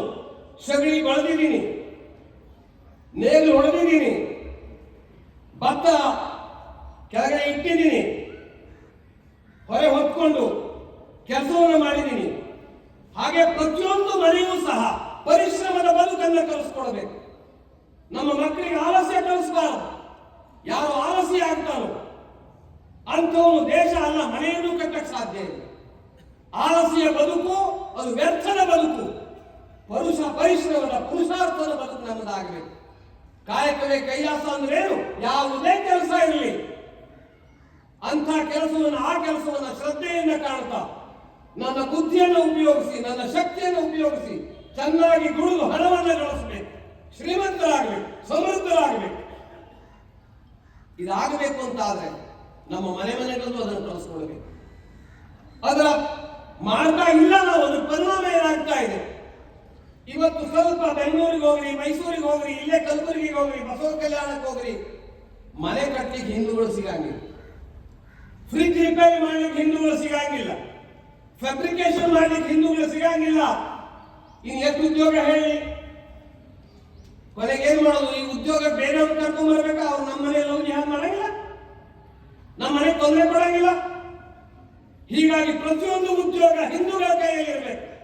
ಎಲ್ಲ ಉದ್ಯೋಗ ಹಿಂದೂಗಳ ಕೈಯಲ್ಲಿ ಇರಬೇಕು. ಅದಕ್ಕೆ ಯುವಕರು ನಿಶ್ಚಯ ಮಾಡಬೇಕು, ತಂದೆ ತಾಯಿಯನ್ನು ನಿಶ್ಚಯ ಮಾಡಬೇಕು. ನಮ್ಮ ಮುಂದಿನ ಪೀಳಿಗೆಯೂ ಸಹ ಸಾಮರ್ಥ್ಯಶಾಲಿ ಶಕ್ತಿವಂತ ಭಾರತ ನಿರ್ಮಾಣಕ್ಕಾಗಿ ಪರಿಶ್ರಮದ ಪುರುಷಾರ್ಥದ ಬದುಕನ್ನ ಎಲ್ಲ ಕೆಲಸ ಚೆನ್ನಾಗಿ ಮಾಡ್ತಾ ಅದರಲ್ಲಿ ಪ್ರಾವೀಣ್ಯತೆಯನ್ನು ಪಡೆದು ಎರಡೂ ಕೈಗಳಿಂದ ದುಡಿದು ಸಮೃದ್ಧಿಯನ್ನು ಸಂಪಾದನೆ ಮಾಡಬೇಕು. ಇದು ಮೊದಲನೇ.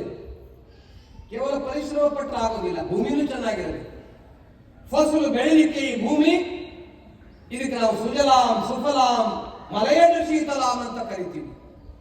ಒಂದೇ ಮಾತರಂ ಅಂತ ಈ ತಾಯಿ ಭೂಮಿಗೆ ವಂದಿಸ್ತೀವಿ. ಇವಳನ್ನು ತಾಯಿ ಅಂತ ಕರೆದಿದ್ದೀವಿ. ಮನೆ ಕಟ್ಟುವಾಗ ಭೂಮಿ ಪೂಜೆ ಮಾಡ್ತೀವಿ. ಕಬಡ್ಡಿ ಆಡುವಾಗ ಮೊದಲನೆಯ ಕ್ರೀಡಾಪಟು ಭೂಮಿಯನ್ನ ಮುಟ್ಟಿ ಮಣ್ಣನ್ನ ಹಣೆಗೆ ಹೊತ್ಕೊಂಡು ಕಬಡ್ಡಿ ಹೇಳ್ತಾನೆ. ಗರಡಿ ಮನೆಯಲ್ಲಿ ಈ ಭೂಮಿಯ ಮಣ್ಣನ್ನ ಮೈ ಬಳಸ್ಕೊಂಡು ಈ ಭೂಮಿಗೆ ವಂದಿಸಿ ಈ ಕಾರ್ಯವನ್ನು ಮಾಡ್ತಾರೆ. ಯಾಕೆಂದ್ರೆ ಈ ಭೂಮಿ ತಾಯಿ ಭೂಮಿ ಅಂತ ಹೇಳ್ತೀವಿ. ಇವಳೇ ನಮಗೆ ಫಲವನ್ನ ಕೊಡೋದು. ಜೋಳವನ್ನ, ಗೋಧಿಯನ್ನ, ಬೇಳೆಯನ್ನ ಎಲ್ಲವನ್ನ ಕೊಡೋದಿದೆ. ಈ ಭೂಮಿಯನ್ನ ಕಾಪಾಡ್ಕೊಳ್ಬೇಕಾದ್ದು ನಮ್ಮ ಧರ್ಮ ಇದೆ. ಕೆಲವರು ಹೇಳ್ತಾರೆ ಭೂಮಿಯ ಸಂರಕ್ಷಣೆ ಮಾಡಬೇಕು ನಾವೆಲ್ಲ ಅಂತ ಹೇಳ್ತಾರೆ. ಇದ್ರ ಸಂರಕ್ಷಣೆ ನಾವೇನ್ ಮಾಡೋದು? ಇದೊಂದು ಸ್ವಲ್ಪ ಅಲಗಾಡ್ಲಿ, ಭೂಮಿ ಸ್ವಲ್ಪ ಅಲಗಾಡಿದ್ರೆ ಸಾಕು. ನಾವ್ ಯಾರು ಇಲ್ಲಿ ಇರಂಗಿಲ್ಲ. ಇಲ್ಲೇ ಬಾಜು ಕಿಲಾಗಿ ಆಯ್ತು ಅಂತ 8 ವರ್ಷ ಆಯ್ತು, ಒಂದು 15 ವರ್ಷ ಆಗಿರ್ಬೋದು, 20 ವರ್ಷ ಆಗಿರ್ಬೋದು. ಬೆಳಗ್ಗೆ 2 ಗಂಟೆಗೆ ಸ್ವಲ್ಪ ಹಿಂಗೆ ಅಲ್ಲಾಡ್ತು, ಸಾವಿರಾರು ಜನ ಕಟಕ್. ಹಾಗೆ ಈ ಭೂಮಿ ಸಂರಕ್ಷಣೆ ನಾವೇ ಮಾಡೋದ್ರಿ, ಅದು ನಮ್ಮ ಸಂರಕ್ಷಣೆ ಮಾಡುತ್ತದೆ. ಆದರೆ ಈ ತಾಯಿ ಭೂಮಿಗೆ ಅನುಕೂಲವಾದಂತ ವ್ಯವಹಾರ ನಮ್ಮದಾಗಬೇಕು. ತಾಯಿ ನಮ್ಮನ್ನು ರಕ್ಷಣೆ ಮಾಡ್ತಾಳೆ, ತಾಯಿಯನ್ನು ನಾವು ರಕ್ಷಣೆ ಮಾಡೋದಲ್ಲ. ಅದರ ಬದಲಾಗಿ ನಿಜವಾದ ಮಕ್ಕಳಾಗಿ ತಾಯಿಗೆ ಅನುಕೂಲವಾದಂತ ಬದುಕು ನಾವು ಮಾಡ್ತಾ ಇದ್ದೀವ.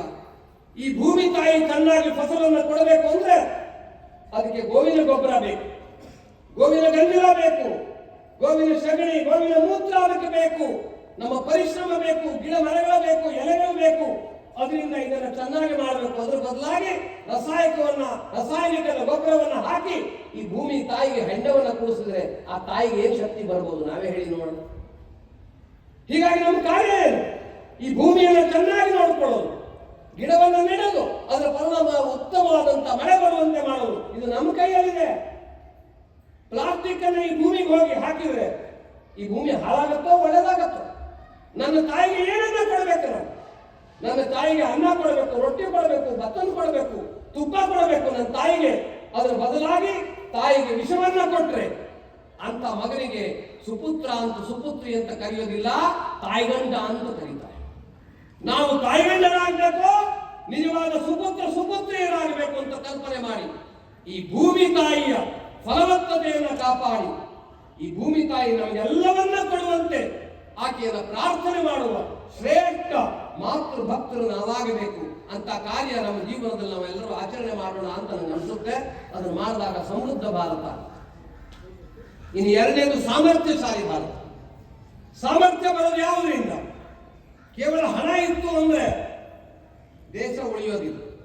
ವಿಜಯನಗರ ಸಾಮ್ರಾಜ್ಯದಲ್ಲಿ ಬೇಕಾದಷ್ಟು ಸಂಪತ್ತಿತ್ತು. ಹಳೆಯ ರಾಮರಾಜ ತಾಯಿಕೋಟೆ ಸೋತ ಮೇಲೆ ಏನಾಯ್ತು ಹೇಳಿ? ನಿಮ್ಗೆ ಗೊತ್ತಿದೆ. ಎಲ್ಲ ಲೂಟಿ ಆಯ್ತು, ಹಾಳು ಹಂಪೆ ಆಗೋದು. ಯಾಕೆ? ಎಲ್ಲ ಪಲಾಯನ ಮಾಡಿ. ಹೀಗೆ ನಾವು ಪಲಾಯನವಾದಿಗಳಾಗಿದ್ರೆ ಅದರಿಂದ ಏನು ಲಾಭ ಇಲ್ಲ. ಪರಾಕ್ರಮದ ಆರಾಧನೆ ಆಗಬೇಕು. ನಮ್ಮ ಮಕ್ಕಳಿಗೆ ಹೇಳಬೇಕು, ನೀನು ಒಳ್ಳೆಯವನಂತೆ ಬದುಕು, ಆದ್ರೆ ಅನ್ಯಾಯದ ವಿರುದ್ಧ ಪ್ರತಿಭಟನೆ ಮಾಡುವ ಸಾಮರ್ಥ್ಯವನ್ನು ಕಳ್ಕೋಬೇಡ. ಒಂದು ಇರುವೆಯ ಸಾಲು ನಡೀತಾ ಹೋಗ್ತಾ ಇರುತ್ತೆ. ಆ ಇರುವೆಯ ಸಾಲು ಮೇಲೆ ಕಾಲನ್ನ ಇಡ್ರಿ ನೀವು. ಇರುವೆಯ ಸಾಮರ್ಥ್ಯ ಹೆಚ್ಚು, ನಿಮ್ಮ ಸಾಮರ್ಥ್ಯ ಹೆಚ್ಚು. ಆದ್ರೆ ಸಾಲು ಮೇಲೆ ಕಾಲಿಟ್ಟಾಗ 1-2 ಕ್ಷಣ ಸುಮ್ಮನಿದ್ದು ಆಮೇಲೆ ಏನ್ ಮಾಡ್ತದ್ರಿ? ಕಡಿತದ ಇಲ್ಲ. ಇರುವೆ ಕಡಿದ್ರೆ ನಿಮ್ಗೆ ಏನಾಗುದಿಲ್ಲ. ಆದ್ರೂ ಇರುವೆ ಹೇಳುತ್ತೆ, ನನ್ನ ಮೇಲೆ ಅನ್ಯಾಯ ಮಾಡ್ಲಿಕ್ಕೆ ಬಂದ್ರೆ ನಾನು ನಿನ್ನನ್ನು ಬಿಡಲ್ಲ ಅಂತ ಪ್ರತಿಭಟನೆ ಮಾಡುವ ಸಾಮರ್ಥ್ಯ ಇರುವೆಗಾದ್ರೆ ನಾವ್ಯಾಕೆ ಸುಮ್ಮನಿರ್ತೀವಿ? ಅನ್ಯಾಯದ ವಿರುದ್ಧ ಪ್ರತಿಭಟನೆ ಮಾಡುವ, ಹೋರಾಟ ಮಾಡುವ ಸಾಮರ್ಥ್ಯಶಾಲಿ ಪರಾಕ್ರಮವನ್ನು ನಮ್ಮ ಮಕ್ಕಳಲ್ಲಿ ಬಿತ್ತಬೇಕಾದಂತ ಅವಶ್ಯಕತೆ ಇದೆ. ಆಗ್ಲೇ ಈ ನಾಡಿನಲ್ಲಿ ರಾಣಿ ಚೆನ್ನಮ್ಮ ಉದಯಿಸ್ತಾಳೆ, ಸಿಂಧೂರ್ ಲಕ್ಷ್ಮಣ ಹೊರಗೆ ಬರ್ತಾರೆ. ಆ ಕಾರ್ಯ ನಮ್ಮ ಮನೆಗಳಿಂದ ನಡೆಯಬೇಕು. ಇದು ಎರಡನೇದಾಗಿ ಎಲ್ಲಿ ಏಕತೆ ಇಲ್ಲವೋ ಅಲ್ಲಿ ಸಾಮರ್ಥ್ಯ ಬರೋದಿಲ್ಲ. ಮನೆಯಲ್ಲಿ 4 ಜನ ಅಣ್ಣ ತಮ್ಮಂದ್ರು ಒಟ್ಟಿಗೆ ಇರ್ಲಿಲ್ಲ ಅಂದ್ರೆ ಪಕ್ಕದ ಮನೆಯವರ ಆಸ್ತಿಯನ್ನು ಲಪಟಾಯಿಸ್ತಾರೆ. ಹೀಗಾಗಿ ಭಾರತದಲ್ಲಿ ಏಕತೆ ಬರಬೇಕು. ಇಡೀ ಭಾರತದ ಜನ ನಾವೆಲ್ಲ ಅಣ್ಣ ತಮ್ಮಂದರು, ಅಕ್ಕ ತಂಗಿಯರು, ನಾವೆಲ್ಲ ಒಂದು ಅನ್ನೋ ಭಾವವನ್ನು ಬಿತ್ತಬೇಕು. ಇದು ಬರೋದು ಹೇಗೆ? ನಮ್ಮ ದೇಶದಲ್ಲಿ ಇವತ್ತಿಗೂ ಇಂಥ ವೈಭವದ ಭಾರತ ಆಗ್ತಾ ಇದ್ರು ಗ್ರಾಮಾಂತರ ಪ್ರದೇಶದಲ್ಲಿ ಎಲ್ಲ ದೇವಸ್ಥಾನಗಳಿಗೆ ಅನುಸೂಚಿತ ಸಮಾಜದವರಿಗೆ ಪ್ರವೇಶ ಇಲ್ಲ. ಇದು ಯಾವ ರೀತಿ? ಅನ್ನ ಬಸವಣ್ಣ ಏನ್ ಹೇಳು, ಇವನಾರವ ಎಂದೆನಿಸದಿರಯ್ಯ, ಇವ ನಮ್ಮವ ಬಾಯಲ್ಲಿ ಹೇಳೋದಕ್ಕೆ ಮಾತ್ರ ಅಲ್ಲ, ವ್ಯವಹಾರದಲ್ಲಿ ತರಬೇಕು. ಎಲ್ಲರನ್ನು ನಮ್ಮ ಮನೆಯಲ್ಲಿ ಸೇರಿಸಬೇಕು. ನಿಧಾನವಾಗಿ ಎಲ್ಲರನ್ನು ಅಪ್ಪಿಕೊಳ್ಳಬೇಕು. ಪ್ರೀತಿಯ ಆತ್ಮೀಯತೆಯ ಬೆಸುಗೆಯಿಂದ ಯಾರು ದೂರ ಹೋಗಕ್ಕೆ ಸಾಧ್ಯ ಇಲ್ಲ. ಜಾತಿಯ ಆಧಾರದ ಮೇಲೆ ಮೇಲು ಕೀಳು ಅನ್ನೋ ಭಾವನೆ ತೊಲಗಿಸಿ ನಾವೆಲ್ಲರೂ ಒಂದು, ನಾವೆಲ್ಲ ಹಿಂದೂ, ನಾವೆಲ್ಲ ಬಂಧು ಅನ್ನೋ ಭಾವನೆಯನ್ನ ನಿಜವಾದ ವ್ಯಾವಹಾರಿಕ ಅರ್ಥದಲ್ಲಿ ಬೆಳೆಸಬೇಕು. ನಮ್ಮ ಮನೆ ಒಳಗಡೆ ನಾಯಿ ಬರುತ್ತೆ, ಬೆಡ್ರೂಮ್ ಒಳಗಡೆ ನಾಯಿ ಸಾಕ್ತಾರೆ ಜನ ಇವತ್ತು. ಆದ್ರೆ ಅನುಸೂಚಿತ ಬಂದು ನಮ್ಮ ಮನೆ ಒಳಗಡೆ ಬರಲ್ಲ. ಕ್ರಿಶ್ಚಿಯನ್ ಆದಂತ ಒಬ್ಬ ವ್ಯಕ್ತಿ ನಮ್ಮ ಮನೆಯಲ್ಲಿ ಬಂದ್ರೆ ಗೌರವ ಸಿಗತ್ತೆ, ಮುಸಲ್ಮಾನಿಗೆ ಗೌರವ ಸಿಗತ್ತೆ. ಆದ್ರೆ ಅನುಸೂಚಿತ ಸಮಾಜದ ವ್ಯಕ್ತಿ ಬಂದ್ರೆ ಕೆಳಗಡೆ ಕೂಡಿಸ್ತೀವಿ, ದೂರ ಕೂಡಿಸ್ತೀವಿ. ಇದು ಯಾವ ನೀತಿ? ಯಾರು ರಾಮನನ್ನ, ಕೃಷ್ಣನನ್ನ, ಶಿವನನ್ನ, ನಮ್ಮ ದೇವಿಯನ್ನ ಆರಾಧನೆ ಮಾಡ್ತಾನೋ ಅಂತವನ್ನ ದೂರಿಟ್ಟು ಗೋಹತ್ಯೆ ಮಾಡುವವರಿಗೆ, ಭಾರತದ ವಿರುದ್ಧವಾಗಿ ನಡ್ಕೊಳ್ಳೋರಿಗೆ, ಹಿಂದೂ ದೇವತೆಗಳನ್ನು ಒಪ್ಪದೇ ಇರೋವರಿಗೆ, ನಮ್ಮನ್ನು ಮತಾಂತರ ಮಾಡುವವರಿಗೆ ನಾವು ಮನೆ ಒಳಗಡೆ ಕುರ್ಚಿ ಹಾಕಿ ಸ್ವಾಗತ ಮಾಡ್ತೀವಿ. ಇದು ಸರಿಯಲ್ಲ, ಮಾನವೀಯತೆ ಅಲ್ಲ. ಇದು ಬಸವಣ್ಣನ ಮಾರ್ಗ ಅಲ್ಲ, ಕನಕದಾಸರ ಮಾರ್ಗ ಅಲ್ಲ. ನಿಜವಾದ ಮಾರ್ಗ ಯಾವುದು? ಎಲ್ಲರೂ ನಮ್ಮವರು ಅಂತ ವ್ಯವಹಾರಕ್ಕೆ ತರೋದು. ಈ ಏಕತೆ ಬೆಳೆದರೆ ಸಾಮರ್ಥ್ಯ ಬೆಳೆಯುತ್ತೆ. ಇನ್ನು ಮೂರನೇದಾಗಿ ಸಾಮರ್ಥ್ಯ ಬೆಳೆಯೋದಕ್ಕೆ ಇನ್ನೊಂದು ಕಾರಣ ಅಂದ್ರೆ ಸ್ವದೇಶದ ಅಭಿಮಾನ ಇರಬೇಕು. ನಮ್ಮ ಕನ್ನಡ ಅಭಿಮಾನ ಯಾರಿಗೆ ಇರಲ್ಲ? ಇದು ನನ್ನ ಮನೆ ಅನ್ನುವಂತ ಅಭಿಮಾನ ಇದೆ ಇದ್ರೆ ಆ ಮನೆ ಹೇಗೆ ಸಾಮರ್ಥ್ಯಶಾಲಿ ಆಗುತ್ತೆ? ಅದಕ್ಕಾಗಿ ನಮ್ಮ ನೆಲ ಅಂತ ಅನ್ನಿಸ್ಬೇಕು, ಇದು ನಮ್ಮ ಭೂಮಿ ಅಂತ ಅನ್ನಿಸ್ಬೇಕು, ಇದು ನನ್ನ ಭಾರತ ಅಂತ ಅನ್ನಿಸ್ಬೇಕು. ಅದಕ್ಕೆ ಸ್ವದೇಶಿ ಸ್ವಾಭಿಮಾನ ಅಂತ ಕರೀತಾರೆ. ಸ್ವಾಭಿಮಾನದ ರೀತಿ ಏನು? ಕಳೆದ 150 ವರ್ಷ ಬ್ರಿಟಿಷರ ಆದರು, ನಮ್ಮ ದೇಶವನ್ನು ಲೂಟಿ ಮಾಡೋದು. ಇವತ್ತು ನಮ್ಮ ದೇಶದಲ್ಲಿ ಏನೇನು ಜಾತಿಯ ವಿಷಬೀಜ ಬಿತ್ತಿದಾರೋ ಅದಕ್ಕೆ ಬ್ರಿಟಿಷರ ಶಿಕ್ಷಣ ಕಾರಣ. ನಮ್ಮ ದೇಶದಲ್ಲಿ 150 ವರ್ಷಗಳ ಹಿಂದೆ ಗುರುಕುಲ ನಡೀತಾ ಇತ್ತು. ಬ್ರಿಟಿಷರೇ ಬರೆದಿಟ್ಟಿದ್ದಾರೆ ಗೆಜೆಟ್ ನಲ್ಲಿ 35% ಹಿಂದುಳಿದವರು, 35% ಮಹಿಳೆಯರು ಶಿಕ್ಷಕರಾಗಿ ಕೆಲಸ ಮಾಡ್ತಾ ಇದ್ರು. ಇಂಥ ಸಮೃದ್ಧ ಭಾರತವಾಗಿತ್ತು. ಆದರೆ ಈ ನೆಲದಲ್ಲಿ ನಮ್ಮೆಲ್ಲರಲ್ಲಿ ವಿಷಬೀಜವನ್ನು ಬಿತ್ತಿ ಜಾತಿಗಳಲ್ಲಿ ಒಳಗೆ ಭಾರತವನ್ನು ಲೂಟಿ ಮಾಡಿದಂತಹ ಬ್ರಿಟಿಷರು ಏನೇನು ಹೇಳ್ಕೊಟ್ರೆ ಎಲ್ಲ ಪಾಲನೆ ಮಾಡ್ತಾರೆ. ನಮಗೆ ಇಂಗ್ಲಿಷ್ ಬರದೇ ಇದ್ರು ಚಿಂತಿಲ್ಲ, ಇಂಗ್ಲಿಷ್ ಮಾತಾಡ್ಲಿಕ್ಕೆ ಖುಷಿ. ಹೋಗ್ಲಿ, ಇಂಗ್ಲಿಷ್ ಮೀಡಿಯಂ ಶಾಲೆ ಬಗ್ಗೆ ನಾನು ಟಿಪ್ಪಣಿ ಮಾಡೋದಿಲ್ಲ. ಆದ್ರೆ ಕನಿಷ್ಠ ಪಕ್ಷ ನಮ್ಮ ಹಸ್ತಾಕ್ಷರ ಆದ್ರೂ ಕನ್ನಡದಲ್ಲಿ ಹಾಕಬಾರದು. ಬ್ಯಾಂಕ್ನಲ್ಲಿ ಇದಿರ್ಬೋದು, ಇಲ್ಲಿ ಬ್ಯಾಂಕ್ನಲ್ಲಿ ಕನ್ನಡದ ಹಸ್ತಾಕ್ಷರ ನಡೆಯುತ್ತಾ ಇಲ್ವೋ? ಪೊಲೀಸ್ ಡಿಪಾರ್ಟ್ಮೆಂಟ್ ಅಲ್ಲಿ ನಡೆಯುತ್ತಾ ಇಲ್ರಿ ಕನ್ನಡದ ಹಸ್ತಾಕ್ಷರ? ನಡೀತದೆ ಇಲ್ವೋ? ನಾನು ಗೋಪಾಲ್ ಅಂತ ಹಸ್ತಾಕ್ಷರ ಹಾಕಿದ್ರೆ ನಾನು ಸ್ವೀಕಾರ ಮಾಡ್ತೀರಿ? ಇಲ್ಲ, ನೀವು ಮಾಡ್ತಿರೋದಲ್ಲ. ಹಾಗಾದ್ರೆ ನಮ್ಮೆಲ್ಲರ ಹಸ್ತಾಕ್ಷರ ಇವತ್ತಿನ ಕನ್ನಡದ ಹಾಕೋದು ಇಷ್ಟೇ ಮಾಡಿ. ಮನೆಯಲ್ಲಿ ಕನ್ನಡ ಮಾತಾಡಿ, ಮರಾಠಿ ಮಾತಾಡಿ. ನಾನು ಮರಾಠಿ ಕನ್ನಡ ಭೇದ ಮಾಡೋದಿಲ್ಲ. ಮರಾಠಿ ಜನರು ಮರಾಠಿ ಬರೆಯಿರಿ, ಕನ್ನಡದವರು ಕನ್ನಡಿ ಬರೀರಿ, ತೆಲುಗುನವರು ತೆಲುಗು ಬರೀರಿ. ಭಾರತದ ಭಾಷೆಯನ್ನು ಆರಾಧನೆ ಮಾಡೋಣ. ನಮ್ಮ ಮನೆಯಲ್ಲಿ ಹುಟ್ಟುಹಬ್ಬ ಮಾಡಬೇಕಾದ್ರೆ ಬ್ರಿಟಿಷರು ತೋರಿಸಿದಂತ ಕೇಕ್ ಕಟ್ ಮಾಡಬೇಕು, ನಮ್ಮ ಮನೇಲಿ ಹೋಳಿಗೆ ಊಟ ಮಾಡಬೇಕು. ವಿಚಾರ ಮಾಡಿ. ಹುಟ್ಟುಹಬ್ಬದ ದಿನ ದೀಪವನ್ನು ಆರಿಸೋದು. ನಮ್ಮ ದೇಶದಲ್ಲಿ ದೀಪ ಆರಿಸ್ತಾರ, ದೀಪ ಬೆಳಗಿಸ್ತಾರ. ಅದ್ರ ಬದಲಾಗಿ ದೀಪ ಆರಿಸಿ ಮಕ್ಕಳ ಭವಿಷ್ಯವನ್ನು ಹಾಳು ಮಾಡ್ತೀವಿ. ಅದ್ರ ಬದಲಾಗಿ ಮಕ್ಕಳನ್ನ ಗುರುಗಳ ಹತ್ರ ಕರ್ಕೊಂಡೋಗಿ ಆಶೀರ್ವಾದ ಮಾಡಿಸಿ. ಮಕ್ಕಳನ್ನ ಒಂದು ಶಾಲೆಗೆ ಕರ್ಕೊಂಡೋಗಿ ಲೈಬ್ರರಿಗೆ ಪುಸ್ತಕ ಕೊಡಿಸಿ, ಬಡವರಿಗೆ ಸಹಾಯ ಮಾಡಿಸಿ, ಊರಿನ ಗ್ರಾಮದ ಹಿರಿಯರನ್ನ ಕರೆದು ಆಶೀರ್ವಾದ ಮಾಡಿಸಿ. ಮಕ್ಕಳ ಭವಿಷ್ಯ ಮೇಲೆ ಇರುತ್ತೆ. ದೇವಸ್ಥಾನಕ್ಕೆ ಒಂದು ದೀಪ ಹಚ್ಚಿಸಿ. ಹೀಗೆ ನಮ್ಮ ತನವನ್ನ, ನಮ್ಮ ಪರಂಪರೆಯನ್ನ, ನಮ್ಮ ಸಂಸ್ಕೃತಿಯನ್ನ ದೇವಸ್ಥಾನಕ್ಕೆ ಹೋಗುವಾಗ ಭಾರತೀಯ ಉಡುಪು ಧರಿಸ್ಕೊಂಡು ಹೋಗೋಣ. ಮನೆಯಲ್ಲಿ ವಿವಾಹ, ಮದುವೆ ಇತ್ಯಾದಿ ಒಳ್ಳೊಳ್ಳೆ ಕಾರ್ಯಕ್ರಮ, ಧಾರ್ಮಿಕ ಕಾರ್ಯಕ್ರಮ ನಡೆದಾಗಾದ್ರೂ ಕನಿಷ್ಠ ಪಕ್ಷ ನಮ್ಮ ಭಾರತೀಯ ವೇಷವನ್ನು ಧರಿಸೋಣ. ಈ ರೀತಿ ನಮ್ಮ ಪರಂಪರೆಯನ್ನ, ನಮ್ಮ ಸಂಸ್ಕೃತಿಯನ್ನ ಆರಾಧಿಸುವ ಸ್ವಾಭಿಮಾನದ ಬದುಕು. Make in India, make for India. ನಾನು ನನ್ನ ಪರಿಶ್ರಮದ ಬದುಕನ್ನ ವಿಚಾರ ಮಾಡ್ತಾ ಭಾರತ ಭಾರತದ ಸಾಮರ್ಥ್ಯವನ್ನು ಬೆಳೆಸುವ ಸಲುವಾಗಿ ನನ್ನ ಬುದ್ಧಿಯನ್ನು ಉಪಯೋಗಿಸಿ ಮೇಕ್ ಇನ್ ಇಂಡಿಯಾ ಮಾಡ್ತೀನಿ, ಎಲ್ಲಿಂದಲೂ ಸಾಮಾನು ತರೋದಿಲ್ಲ, ಭಾರತದ ಸಾಮಾನು ಖರೀದಿ ಮಾಡ್ತೀನಿ ಅನ್ನುವ ನಿಶ್ಚಯವನ್ನು ಮಾಡಬೇಕು. ಹೀಗೆ ಸ್ವದೇಶಿ ಸ್ವಾಭಿಮಾನದ ಬದುಕು ಮತ್ತು ಪರಾಕ್ರಮದ ಜೀವನ, ಇದರ ಜೊತೆಗೆ ಏಕತೆಯ ಸಂದೇಶ, ಇದರ ಮೂಲಕ ಭಾರತವನ್ನು ಸಾಮರ್ಥ್ಯಶಾಲಿ ಮಾಡಬೇಕು. ಇನ್ನು ಮೂರನೇದಾಗಿ, ಇದು ಎರಡು ನಾನು ಆಗಲೇ ಹೇಳಿದೆ, ಕೇವಲ ಸಾಮರ್ಥ್ಯ ಮತ್ತು ಸಮೃದ್ಧಿ ಬಂದ್ರೆ ಮಂಗನಿಗೆ ಸೆರೆ ಕೂರಿಸಿದಂಗಾಗುತ್ತೆ. ಅದಾಗಬಾರದು. ಮಾನವ ದಾನವನಾಗಬಾರದು, ಮಾನವ ಮಹಾದೇವನಾಗಬೇಕು. ಇದಾಗಬೇಕು ಅಂತಾದ್ರೆ ಭಾರತ ಸುಸಂಸ್ಕೃತ ಭಾರತ ಆಗ. ಸುಸಂಸ್ಕೃತ ಭಾರತ ಯಾವುದು? ನಮ್ಮ ಪರಂಪರೆ ವಸುಧಾಯ ಕುಟುಂಬಕಂ ಅಂತ ಹೇಳಿದ್ವಿ ನಾವು. ಇಡೀ ವಿಶ್ವವೇ ಒಂದು ಕುಟುಂಬ, ಯಾರಿಗೂ ತೊಂದರೆ ಕೊಡೋದಿಲ್ಲ, ಯಾರಿಗೂ ಆಕ್ರಮಣ ಮಾಡೋದಿಲ್ಲ. ಇಂಥ ಶ್ರೇಷ್ಠ ಪರಂಪರೆ ನಮ್ಮ ಮಕ್ಕಳಿಗೆ ಗೊತ್ತಾ? ನಮ್ಮ ಮಕ್ಕಳನ್ನು ವಿದೇಶಕ್ಕೆ ಕಳಿಸೋಣ, ಏನ್ ತೊಂದರೆ ಇಲ್ಲ. America, England, Germany, Japan, Australia, ಪ್ರಪಂಚದ ಎಲ್ಲ ದೇಶಗಳಿಗೆ ನಮ್ಮ ಮಕ್ಕಳು ಹೋಗ್ಲಿ, ವಿಜ್ಞಾನಿಗಳಾಗಿ ಹೋಗ್ಲಿ, ಡಾಕ್ಟರ್ ಆಗಿ ಹೋಗ್ಲಿ, ಅಲ್ಲಿನ ಜನಗಳಿಗೆ ಧಾರ್ಮಿಕ ಸಂದೇಶವನ್ನು ನೀಡುವಂತಹ ಸನ್ಯಾಸಿಗಳಾಗಿ ಹೋಗ್ಲಿ, ಬಹಳ ಒಳ್ಳೆಯದು. ಪ್ರಪಂಚದಾದ್ಯಂತ ಭಾರತ ಹೋಗ್ಲಿ, ಅಲ್ಲಿ ಹೋಗಿ ಭಾರತದ ಸಂದೇಶವನ್ನು ಮೆರೆಯೋಣ. ಆದ್ರೆ ಭಾರತದ ಸಂದೇಶ ಏನೇನು ಗೊತ್ತಿದ್ರೆ ತಾನೆ. ರಾಮಾಯಣ ಗೊತ್ತಿಲ್ಲ, ಮಹಾಭಾರತ ಗೊತ್ತಿಲ್ಲ, ವಚನ ಸಾಹಿತ್ಯ ಗೊತ್ತಿಲ್ಲ, ಗಂಗೆ ತುಂಗೆ ನದಿ ಇದ್ರ ಬಗ್ಗೆ ಏನು ಗೊತ್ತಿಲ್ಲ, ಭಾರತದ ಬಗ್ಗೆ ಗೊತ್ತಿಲ್ಲ, ಹೋಗೇನು ಉಪಯೋಗ? ಹೀಗಾಗಿ ನಮ್ಮ ಮನೆಯ ಸಂಸ್ಕೃತಿ ಏನು, ನಮ್ಮ ಪರಂಪರೆ ಏನು, ರಾಮ ಯಾರು, ಕೃಷ್ಣ ಯಾರು, ಭರತನ ಪ್ರೇಮ, ಲಕ್ಷ್ಮಣನ ಅಣ್ಣನ ಬಗ್ಗೆ ಇರುವಂತಹ ಪ್ರೀತಿ, ಸೀತೆಯ ಆ ಒಂದು ಶ್ರೇಷ್ಠವಾದಂತಹ ಚಾರಿತ್ರ್ಯ ಕಾಪಾಡಿಕೊಳ್ಳುವ ಬಗೆ, ಆ ಹನುಮನ ಭಕ್ತಿ, ರಾಮನ ಎಲ್ಲರ ಬಗ್ಗೆ ಪ್ರೀತಿ ಇಟ್ಟಿರುವಂತಹ ಬಗೆ, ಇದನ್ನು ಮಕ್ಕಳಿಗೆ ಕಲಿಸೋದು ಬೇಡವಾ? ಇದರ ಅವಶ್ಯಕತೆ. ಹೀಗಾಗಿ ನಮ್ಮ ಪರಂಪರೆ, ಹಿಂದೂ ಅಂದ್ರೆ ಯಾರು? ಹಿಂದೂ ಅಂದ್ರೆ ತಾಯಂದಿರನ್ನ ಶ್ರೇಷ್ಠವಾಗಿ ಕಾಣುವನು ಹಿಂದೂ. ಹಾಗೆ ನಾವು ಹೇಳ್ಕೊಟ್ಟಿದ್ರೆ ಇವತ್ತು ಭಾರತದಲ್ಲಿ ಅತ್ಯಾಚಾರ ಹೇಗೆ ನಡೀತಿತ್ತು? ಯಾರ್ಯಾರು ಅತ್ಯಾಚಾರ ಮಾಡ್ತಾ ಇದ್ದಾರೆ? ನಮ್ದೋ ಯಾರ್ದೋ ಮನೆ ಮಕ್ಕಳೇ ತಾನೇ ಅವರು. ಅವ್ರು ಯಾಕೆ ಮಾಡ್ತಿದ್ದಾರೆ? ಅವ್ರ ಮನಸ್ಸಲ್ಲಿ ಈ ವಿಕೃತ ಭಾವನೆ ಹೇಗೆ ಬಂತು? ಮಾನವತೆ ಹೋಗಿ ರಾಕ್ಷಸತ್ವ ಹೇಗೆ ಬಂತು? ಸಂಸ್ಕಾರ ಕಡಿಮೆ ಆಯಿತು. ಹೀಗಾಗಿ ನಮ್ಮ ಮನೆಯಲ್ಲಿ ವಾರಕ್ಕೊಮ್ಮೆ ಸತ್ಸಂಗ ಮಾಡ್ತಾ ನಮ್ಮ ಮಕ್ಕಳಿಗೆ ನಮ್ಮ ಮನೆಯ ಸದ್ಗುಣವನ್ನು ಕಲಿಸಬೇಕು. ಕೇವಲ ತಿಲುಕ ವಿಭೂತಿ ಇಡೋದು ಮಾತ್ರ ಅಲ್ಲ, ಜಬರ್ದಸ್ತಿ ಅಲ್ಲ, ಪ್ರೇಮದಿಂದ ಇದರ ಅಂತಸ್ತತ್ವವನ್ನು ಹೇಳಿಕೊಡ್ತಾ ವಚನವನ್ನು ಕಂಠಪಾಠ ಮಾಡಿಸೋದು ಸಣ್ಣ ವಯಸ್ಸಿನಲ್ಲಿ. ಬೆಳೆದಂತೆ ಬೆಳೆದಂತೆ ವಚನದ ಮಹತ್ವವನ್ನು ಅರಿವಿ ವಚನದಂತೆ ಬದುಕುವ ವ್ಯಕ್ತಿತ್ವವನ್ನ ನಮ್ಮ ಮನೆಯಲ್ಲಿ ನಿರ್ಮಾಣ ಮಾಡಿದ್ರೆ ಆಗ ಲೌಜಿ ಹಾದಿಗೆ ನಮ್ಮ ಹುಡುಗಿ ಯಾಕೆ ಬಲಿಯಾಗ್ತಾಳ್ರಿ? ಅದಕ್ಕಾಗಿ ನಮ್ಮ ಮನೆಯಲ್ಲಿ ಸಂಸ್ಕಾರ ಕೊಡುವಂತ ಪದ್ಧತಿ ನಿರ್ಮಾಣವಾಗಬೇಕು. ಇದು ಅತ್ಯಂತ ಅವಶ್ಯಕವಾಗಿದೆ. ಇಷ್ಟು ಮಾತ್ರ ಅಲ್ಲ, ದೇಶದ ಬಗ್ಗೆ ಒಂದು ವಿಶೇಷವಾದಂತ ಕಾಳಜಿ. ವಿದೇಶದ ಜನರು ಭಾರತಕ್ಕೆ ಬಂದ್ರೆ ಏನ್ ನೋಡ್ತಾರೆ? ರಸ್ತೆ ಹೊಲಸು, ಟ್ರೈನ್ ಹೊಲಸು. ಹೇಗೆ? ಯಾಕೆಂದ್ರೆ ಜನಗಳಿಗೆ ಅನ್ಸುತ್ತೆ ಹೊಲಸು ಮಾಡೋದು ನಮ್ಮ ಕೆಲಸ, ಇದನ್ನೆಲ್ಲ ತೆಗೆಯೋದು ಮುನ್ಸಿಪಾಲಿಟಿಯವರು, ಗ್ರಾಮ ಪಂಚಾಯತಿಯವರು ಕೆಲಸ.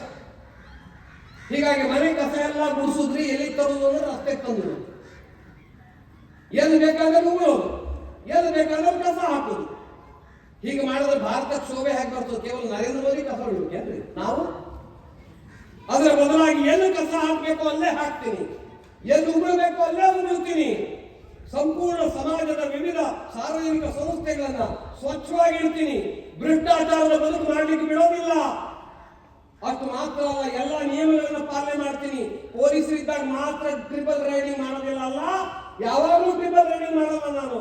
ಲೈಸೆನ್ಸ್ ಇದೆ, ಗಾಡಿ ಹತ್ತಲ್ಲ, ಟ್ಯಾಕ್ಸ್ ಕಟ್ತೀನಿ, ಭಾರತದ ಎಲ್ಲ ನಿಯಮ ಪಾಲನೆ ಮಾಡ್ತೀನಿ. 5 ವರ್ಷ ಬೈದು ಚುನಾವಣೆ ಬಂದಾಗ ನೆಂಟರ ಮನೆಯಲ್ಲಿ ಬೀಗರ ಮನೆಯಲ್ಲಿ ಕಾರ್ಯಕ್ರಮ ಇದೆ ಅಂತ ಹೋಗೋದ್ರ ಬದಲಾಗಿ 100% ಮತದಾನ ಮಾಡಿ ಯೋಗ್ಯ ವ್ಯಕ್ತಿಗಳನ್ನು ಸರ್ಕಾರದಲ್ಲಿ ಕೂಡಿಸ್ತೀನಿ ಅನ್ನುವಂಥ ನಿರ್ಣಯವನ್ನು ನಾವು ಮಾಡ್ತೀವಿ.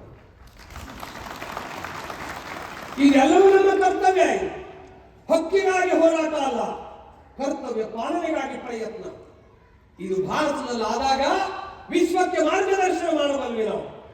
ನಾನು ಕೊನೆಯದಾಗಿ ಒಂದು ಸಂಗತಿಯನ್ನು ಹೇಳಿ ನಾನು ಮುಗಿಸ್ತೀನಿ. ರಾಮ ಮಂದಿರದ ಬಗ್ಗೆ ನಾನು ಹೇಳಿದೆ. ರಾಮ ಮಂದಿರ ಕೇವಲ ರಾಮ ಮಂದಿರವಲ್ಲ, ಅದು ರಾಷ್ಟ್ರ ಮಂದಿರ, ಸಂಪೂರ್ಣ ಭಾರತವನ್ನು ಜೋಡಿಸುವ ಮಂದಿರ. ಅದಕ್ಕಾಗಿ ನಮ್ಮ ದೇವಸ್ಥಾನದಲ್ಲಿ, ಜನ್ಮಭೂಮಿಯಲ್ಲಿ ರಾಮ ಮಂದಿರದ ಪಕ್ಕದಲ್ಲಿ ಇಡೀ ಜಗತ್ತಿಗೆ ರಾಮಾಯಣವನ್ನು ಪರಿಚಯಿಸಿದ ವಾಲ್ಮೀಕಿ ಮಹರ್ಷಿಗಳ ಮಂದಿರವನ್ನು ನಿರ್ಮಾಣ ಮಾಡಿದ್ದೀವಿ ನಾವು. ಬರೀ ಅದು ಮಾತ್ರ ಅಲ್ಲ, ಶಬರಿ ತಾಯಿ ಗುಡ್ಡಗಾಡು ಪ್ರದೇಶದವಳು, ವನವಾಸಿ ಮಹಿಳೆ, ಅನುಸೂಚಿತ ಜನಜಾತಿಯವಳು. ಆದರೆ ರಾಮನ ಬರುವಿಕೆಗಾಗಿ ಪ್ರತಿನಿತ್ಯ ಹೂವನ್ನ ಕಾಡಿನಿಂದ ತಂದು ತನ್ನ ಆಶ್ರಮದ ಮುಂದೆ ಪ್ರತಿನಿತ್ಯ ಅಲಂಕಾರ ಮಾಡಿ ರಾಮ ಇವತ್ತು ಬರ್ತಾನೆ ಅಂತ ಕಾದು ಕುಳಿತು ಎಷ್ಟೋ ವರ್ಷಗಳ ಕಾಲ ರಾಮನಿಗಾಗಿ ದಾರಿ ಕಾಯ್ದು ತತ್ಪರಿಣಾಮವಾಗಿ ರಾಮ ಬಂದು ಅವಳು ಕೊಟ್ಟಂತ ಎಂಜಿನ ಬೋರೆ ಹಣ್ಣನ್ನು ತಿಂದು ನಾನು ಜಾತಿಗೂ ಇನ್ನೊಂದಕ್ಕೂ ಮಹತ್ವ ಕೊಡೋದಿಲ್ಲ, ಭಕ್ತಿ ಮಹತ್ವ ಕೊಡ್ತೀನಿ ಅಂತ ಸಂದೇಶ ಕೊಟ್ಟ ಅಂತ ತಾಯಿ ಶಬರಿಯ ಮಂದಿರವನ್ನು ಅಯೋಧ್ಯೆಯಲ್ಲಿ ನಾವು ನಿರ್ಮಾಣ ಮಾಡಿ. ಅಷ್ಟು ಮಾತ್ರ ಅಲ್ಲ, ಗಂಗಾ ನದಿಯನ್ನು ದಾಟಿಸಲಿಕ್ಕೆ ಬೆಸ್ತರ ಮಗನಾದಂತಹ ಗುಹ ಸಹಾಯ ಮಾಡಿದ. ರಾಮ ಅವನನ್ನು ಮಿತ್ರನಾಗಿ ಕಂಡ ಅಂತ ಗುಹನ ಮಂದಿರವನ್ನು ರಾಮನ ದೇವಸ್ಥಾನದಲ್ಲಿ ನಾವು ನಿರ್ಮಾಣ ಮಾಡಿದ್ವಿ. ಮಹಿಳೆಯ ಅಬಲೆಯಲ್ಲ, ಮಹಿಳೆಯನ್ನ ಯಾವುದೋ ಆರೋಪ ಹಾಕಿ ದೂರು ಮಾಡಬಾರದು, ಅವಳಿಗೆ ತೊಂದರೆ ಕೊಡಬಾರದು. ತಾಯಿ ಅಹಲ್ಯೆ, ದೇವಿ ಅಹಲ್ಯೆ, ಅವಳನ್ನು ಇಂದ್ರ ನಾಶ ಮಾಡುವ ಪ್ರಯತ್ನ ಮಾಡಿದ, ಶಿಲೆಯಾಗಿ ಹೋದ್ಲು. ರಾಮ ಬಂದ, ಅವಳನ್ನು ಉದ್ಧಾರ ಮಾಡಿದ, ಮತ್ತೆ ತಾಯಿಯಾಗಿ ತಲೆ ಎತ್ತಿ ನಿಲ್ಲಿಸಿದ ಅಂತ ಶ್ರೇಷ್ಠ ತಾಯಿಯ ಮೂರ್ತಿಯನ್ನು ನಿರ್ಮಾಣ ಮಾಡಿ ಅಹಲ್ಯ ಮಂದಿರವನ್ನು ನಾವು ನಿರ್ಮಾಣ ಮಾಡಿದ್ದೀವಿ. ಮಹಿಳೆಗೂ ಮಹತ್ವ ಕೊಟ್ಟಿದ್ದೀವಿ. ಬರೀ ಅಷ್ಟು ಮಾತ್ರ, ಉತ್ತರ ಭಾರತ ದಕ್ಷಿಣ ಭಾರತ ಬೇರೆ ಅಲ್ಲ. ದಕ್ಷಿಣ ಭಾರತದ ಪ್ರಮುಖ ನದಿ ಕಾವೇರಿ, ಅದರ ಜನಕರು ಅಗಸ್ತ್ಯರು, ರಾಮನಿಗೆ ಸಹಾಯ ಮಾಡಿದವರು, ರಾಮನಿಗೆ ಆದಿತ್ಯ ಹೃದಯ ಮಂತ್ರವನ್ನು ಬೋಧಿಸಿದವರು, ರಾಮನಿಗೆ ಶಸ್ತ್ರ ನೀಡಿದವರು. ಅವರ ದಕ್ಷಿಣ ಭಾರತದ ಅಗಸ್ತ್ಯರ ಋಷಿಯ ಮಂದಿರವನ್ನು ನಾವು ನಿರ್ಮಾಣ ಮಾಡಿದ್ದೀವಿ. ಅಂದ್ರೆ ರಾಮ ಮಂದಿರ ಎಲ್ಲರದ್ದು. ಅಷ್ಟು ಮಾತ್ರ ಅಲ್ಲ, ಅನ್ಯಾಯದ ವಿರುದ್ಧ ಪ್ರತಿಭಟನೆ ಪ್ರದರ್ಶ ಮನುಷ್ಯ ಮಾತ್ರ ಮಾಡೋದಲ್ಲ. ಜಟಾಯು ಅನ್ನುವಂತ ಪಕ್ಷಿ ಸೀತಾಮಾತೆಯನ್ನು ರಾವಣ ಕದ್ದೊಯ್ದಾಗ ಎದುರುಗಡೆ ಬಂದು ಯಾರ ಪ್ರೇರಣೆ ಇಲ್ಲ, ಯಾರೂ ಉಪದೇಶ ಮಾಡಲಿಲ್ಲ.